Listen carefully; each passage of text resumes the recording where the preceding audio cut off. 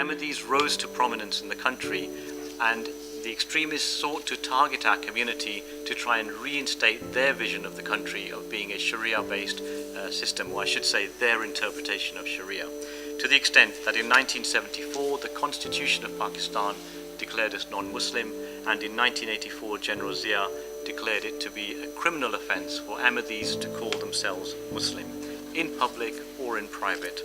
And that legislation has spurned state-sponsored persecution against us. Our community stands for Pakistan. We want the country to prosper, but sadly the country has turned against the community, and also as a result against the freedom of religion of all communities. Many Islamic countries, particularly Pakistan, the Ahmadiyya unfortunately are exposed to relentless discrimination, humiliation and persecution. But certainly in Pakistan, where there may be 500,000 to 1 million still living there, the situation is probably it's at its worst. The persecution of the Ahmadiyya in Pakistan began as far back as 1947 with the setup of the present today modern Pakistani state with the partition of India. And as early as 1953 there were severe riots unleashed in Lahore on the small community, isolated community, which led to the emigration of many of the Ahmadiyyas, and something like 130,000 Pakistani-born Ahmadiyya had to take refuge in the Indian Punjabi state. Things also had a flare-up in 1974 when the then Prime Minister Zulfikar Ali Bhutto passed a constitutional amendment that stipulated that the Ahmadiyya were not Muslims. Therefore, if they were to declare themselves as Muslim, they would automatically be guilty of blasphemy, which in theory is a capital offense in Muslim countries. And so state-sponsored violence began in 1974 with Bhutto and carried on until the 1980s under Zia-ul-Haq. And in fact, in 1984, there were the famous 20th Ordinance, which forbade Ahmadiyyas to pose as Muslims.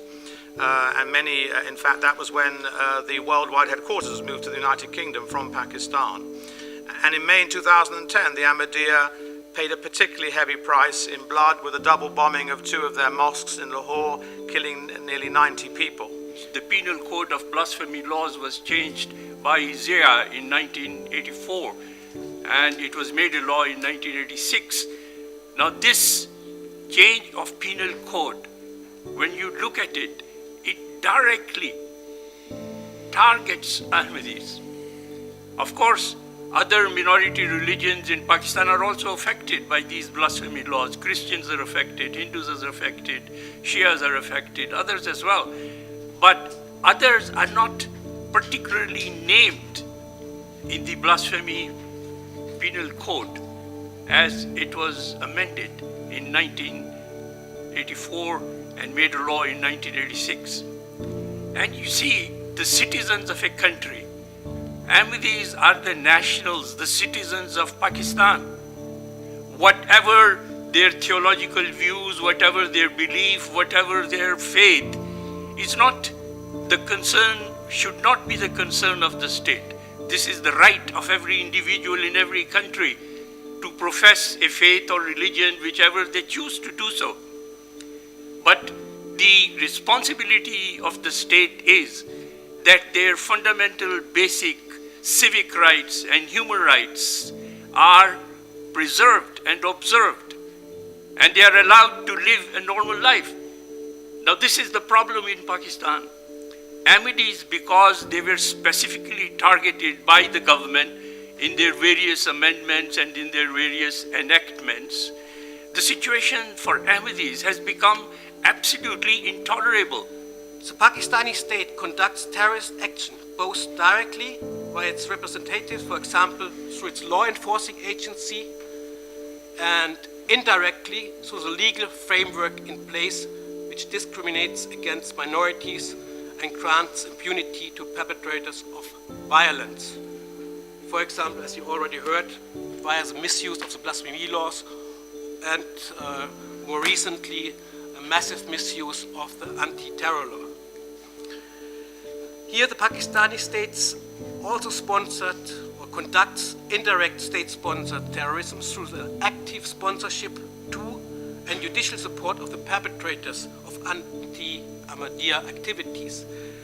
This encourages and intensifies campaign against the Ahmadiyya Muslims. Ahmadiyyas have no religious freedom in Pakistan, and recent action taken by the authorities mean that the situation is going to deteriorate even further and make it impossible for Ahmadiyyas to carry on with their everyday lives.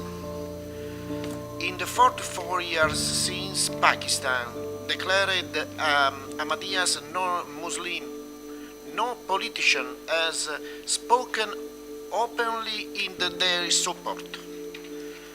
So many Pakistanis deem Ahmadiyyas heretics. The law forbids them from even reading the Quran.